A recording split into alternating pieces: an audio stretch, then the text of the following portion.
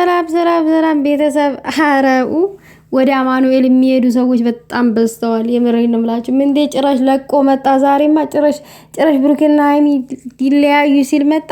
ቆይ ጨረቃ ፋሚሊዎች እንቅልፍ ወስዷችኋል? ምን እያደረጋችሁ ነው? ይሄን ሰው ለምን ባናቱ አትተክሉትም?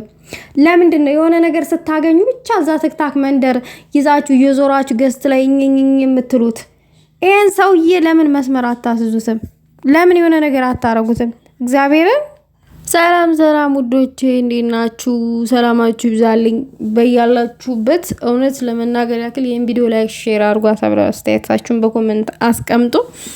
እኔ በነገራችሁ ላይ ይሄ ምንቴ እኔ ዛሬ እንደተረዳሁት ከሆነ የዩ ተልኮ እየተወጣ ነው።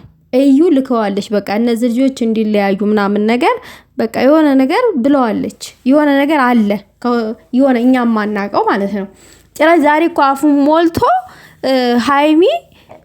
ሃይሚን በግድ ነው አንተ ጋር የምታኖራት እሷ አትፈልግም እያለ እኮ እየተቀደደ ነው የመጣው። ጭራሽ ማለት ነው አይኑን በበርበሬ አጥቦ። ውዶቼ ለምንድነው ትክታክ ላይ ባናቱ ማተክሉት? ማን ስለሆነ ነው እሱ? ማን ስለሆነ ነው ግን እንደዚህ የመጣ የሚሸረከተው እንዴ? በግድ ነው እዛ ገንዳ ውስጥ እጇን ይዘህ ያስገባሃት።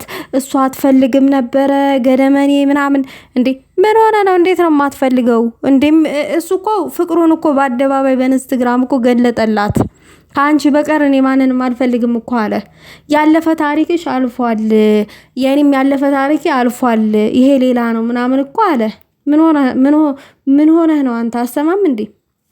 ሲቀጥል ደግሞ ይሄ ነገር ዝም የሚባል ነገር አይደለም። የዩን ተልኮ ነው እየተወጣ ያለው እንደተረዳሁኝ ከሆነ። ምክንያቱም በቃ የሆነ እንትኑ ጥላቸውን በግልጥ እያሳየነ ያለው ምናምን ነገር አንተ እሷ አትፈልግህም ምናምን አንተ በግድ ነው እሷን ያዝካት ምናምን እያለ ነው እየተንሸራከተ ዛሬ የመጣው ማለት ነው። ያለፉትን ጊዜዎች እያስታወሰች ምናምን ስለሆነ እንጂ ካንተ ጋር ያለችው አትፈልግህም ምናምን እያለ እኔ በነገራችን ላይ ማለት ነው አንድ ፍቅር እኮ በግድ አይደለም ሲጀመር ማለት ነው። አንተ ቀፎ ምንቴ ተብየው ፍቅር በግድ አይሆንም። ፍቅር የራሱ እንትኑ ነው የሚመራህ ውስጥ ያለው ማለት ነው። ነገሩ አንተ ይታቃል ዶማ። አንተ ምንቴ ታነቅና ሙት። እሷ ትፈልጋለች፣ ስለምትፈልግ ነው ከሱ ጋር ያለችው።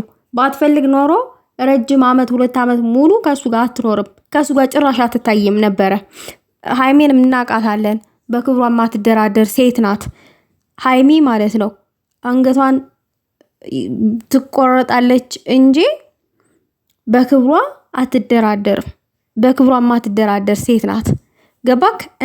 ከማንንም ኩታራ ሴቶች ጋራ እያወዳደርካት ሃይሜን እየመጣክ እዚህ አትፈልግህም ምናምን ፈላጊ ያላት ምናምን። አንተ እኮ ብጤህን እኮ እኔ እንጃ ረስተሃል። ጅበላብ እንዲ ብጤህን አልገባኝም። ምንቴ ጅበልቶብሃል መሰለኝ። ለዛ መሰለኝ እየመጣ የምታለቃቅስብን። አይ ቲንክ እኔ እንደዛ ነው የተረዳሁት አሁን ላይ። አንተ ነው የምትፈልገው፣ የማትፈልግበት ቦታ ነው ያለው። የማትፈልግበት ቦታ ነው ያለው። አንተ ነህ የማትፈልግበት ቦታ ያለው ሲጀመር ምንቴ ተብየው ማለት ነው። እንዴት ነው ብሩኬ የማይፈልግበት ቦታ ያለው? ብሩኬማ የሚፈልግበት ቦታ ላይ ነው ያለው። ስለዚህ ብዙ አታለቃቅስ። ብሩኬና ሃይሚ እዚህ ለመድረሳቸው ብዙ ዋጋ ከፍለዋል። አሁን ግን እነሱን ወደ ኋላ መመለስ ማንም ሰው አይችልም። እንኳን አንተ ይቅርና ማንም ሰው አጠገባቸው ያለው የቅርብ ጓደኛቸው ራሱ ወደ ኋላቸው ሊመልሳቸው አይችልም። ብቻ አውርቼ ልሙት ከሆነ አውርተህ ሙት፣ መብትክ ነው። ያ የራስ ፍላጎት ስለሆነ ነው እንጂ ሌላ የሚሰማ ሰው የለም። ምንም የሚመጣ ነገር የለም ብሩኬ ላይ። የውሸት ስም ማጥፋት ነው።